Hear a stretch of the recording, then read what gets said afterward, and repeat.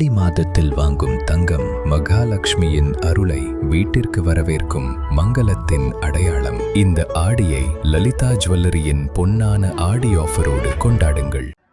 Delta மாவட்டத்தில் தான் நெற்களஞ்சியம் என்று அழைக்கக்கூடிய நம்முடைய தமிழ்நாட்டுக்கு மட்டுமல்ல வெளி மாநிலத்துக்கும் உணவை உற்பத்தி செய்து வழங்கக்கூடிய மாவட்டம் இந்த தஞ்சை மாவட்டம். இன்றைக்கு பொன்விளைகின்ற பூமி இந்த தஞ்சை மாவட்டத்தை டெல்டா மாவட்டம். இன்றைக்கு இந்த மாவட்டம் வறட்சியால் பாதிக்கப்பட்டிருக்கின்றது. இன்றைக்கு ஒவ்வொரு ஆண்டும் ஜூன் 12ஆம் தேதி குறுவை சாகுபடிக்கு இந்த டெல்டா மாவட்ட விவசாயிகளுக்காக தண்ணீர் திறக்கப்படும். இந்த ஆண்டு ஜூன் 12ஆம் தேதி தண்ணீர் திறக்கப்படவில்லை. அதற்கு மேட்டூர் அணையில போதிய நீர் இல்லை என்று இன்றைக்கு இருக்கின்ற அரசு குறிப்பிடுகின்றது. இன்றைக்கு ஆட்சி பொறுப்பேற்றவுடன் இந்த அரசு முழுமையாக இந்த மக்கள் மீது கவனம் செலுத்தி இருந்து நமக்கு கிடைக்க வேண்டிய பங்கு நீரை கர்நாடக அரசிலிருந்து பெற்றுவதற்கு வேண்டும். ஆனால் அதை செய்யவில்லை. ஆட்சி பொறுப்பேற்றிலிருந்து ரீல் விடுவதா இந்த ஆட்சியுடைய நோக்கமா இருக்கு. இன்னைக்கு விவசாயிகள் பற்றியோ பொதுமக்களை பற்றியோ இந்த அரசு கவலைப்படவில்லை. இன்றைக்கு ஜூன் மாதமே நமக்கு கிடைக்க வேண்டிய நீரை பெற்றிருக்க வேண்டும். ஆனால் இந்த அரசு அதுக்குண்டான முயற்சி எடுக்கவில்லை. அதுக்குண்டான செயல்முறை எதுவும் செய்யல. இந்த தமிழக வெற்றி கழக அரசு கர்நாடக அரசோடு தொடர்பு கொண்டு நமக்கு கிடைக்க வேண்டிய நீரை பெறாத காரணத்தாலே டெல்டாவில் இருக்கின்ற நம்முடைய விவசாய குடிமக்கள் குறுவை சாகுபடி முழுமையாக செய்ய முடியல. குறுவை சாகுபடி சுமார் 5.5 லட்சம் ஏக்கர் டெல்டா மாவட்டத்தில் இன்றைக்கு சாகுபடி செய்வாங்க.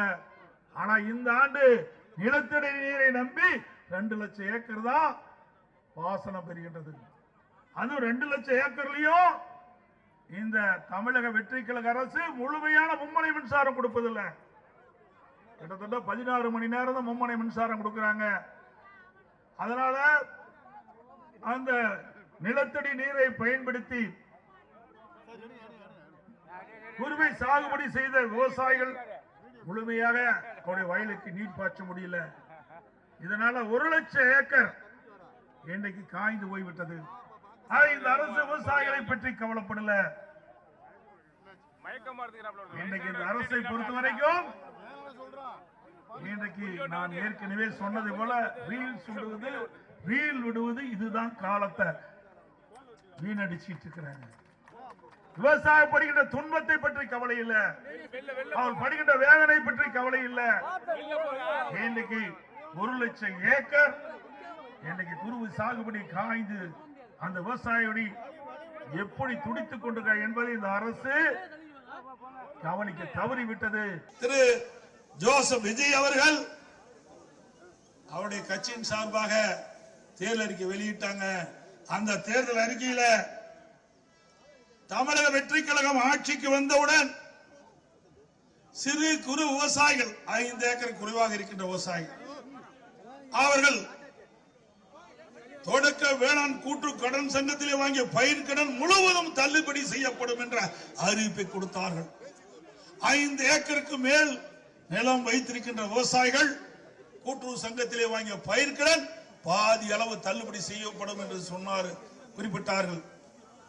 கொடுக்கப்பட்ட வாக்குறுதியை நிறைவேற்ற வேண்டும் என்பதுதான் விவசாயிகளுடைய ஆர்ப்பாட்டத்துடைய நோக்கம். விவசாயிகளுடைய கோரிக்கையும் அதுதான். இது குறித்து இன்றைக்கு தமிழ்நாடு முழுவதும் விவசாயிகள் ஆர்ப்பாட்டம் நடத்தி கொண்டிருக்கின்றார்கள். ஏற்கனவே தஞ்சை மாவட்டத்திலும் இந்த நம்முடைய விவசாய பெருடி மக்கள் கூட்டுறவு சங்கத்திலே வாங்கிய பயிர்க்கடன் தள்ளுபடி செய்ய வேண்டும் என்று இந்த அரசை வலியுறுத்தி இன்றைக்கு ஆர்ப்பாட்டம் செய்தார்கள். அதிமுக ஆட்சி இருக்கின்ற பொழுது அந்த 3 பேருக்குமே அந்த விவசாய கடன் தள்ளுபடி செஞ்சோம். ஆனா இந்த தமிழக வெற்றி கழக அரசாங்கம் அந்த குடும்பத்தில் 3 பேர் தொடக்க வேளாண் கூட்டுறவு சங்கத்தில் பயிர்க்கடன் பெற்றிருந்தா அதுல யார் குறைவாக கடன் பெற்றிருக்கார்களோ அவர்களுக்கு தான் கடனை தள்ளுபடி செஞ்சிருக்குது. எனக்கு ஒரு குடும்ப அட்டையில 3 பேர், ஒருத்தர் 1 லட்சம் ரூபாய் வாங்கியிருப்பாங்க, ஒருத்தர் 70,000 ரூபாய் வாங்கியிருப்பாங்க, ஒருத்தர் 30,000 வாங்கியிருப்பாங்க. ஆனா இதுல கணக்கிட்டு இந்த தமிழக வெற்றி கழக அரசாங்கம் அந்த 1 லட்சம் ரூபாய் கடன் வாங்கின விவசாய கடன் தள்ளுபடி இல்ல, அந்த குடும்பத்துல அந்த 3 பேர்ல யார் குறைந்து கூட்டுறவு சங்கத்தில் பயிர் கடன் வாங்கினாங்களோ அவர்களுக்கு தான் தள்ளுபடி செஞ்சிருக்கிறார். இது எந்த விதத்தில் நியாயம்? அதிமுக ஆட்சி இருக்கின்ற பொழுது அந்த பாகுபாடு இல்ல. ஒரு குடும்பத்தில் 3 விவசாயிகள் இருந்தாலும் 3 விவசாயிகள் கூட்டுறவு சங்கத்தில் பயிர் கடன் பெற்றிருந்தால் அந்த 3 பேருக்கும் முழு கடன் தள்ளுபடி செய்யப்பட்டது. அனைத்து இந்திய அண்ணா திராவிட முன்னேற்ற கழகத்துடைய நிலைப்பாடு அது. ஆகவே நீங்க தொடக்க வேளாண் கூட்டுறவு சங்கத்தில் வாங்கிய பயிர்க்கடன் முழுவதும் தள்ளுபடி செய்ய முடியவில்லை என்றாலும் 2026 சட்டமன்ற தேர்தலின் போது விவசாயிகளுக்கு கொடுக்கப்பட்ட வாக்குறுதி, சிறு குறு விவசாயிகளுக்கு கடன் பயிர்க்கடன் முழுவதும் தள்ளுபடி செய்யுங்க.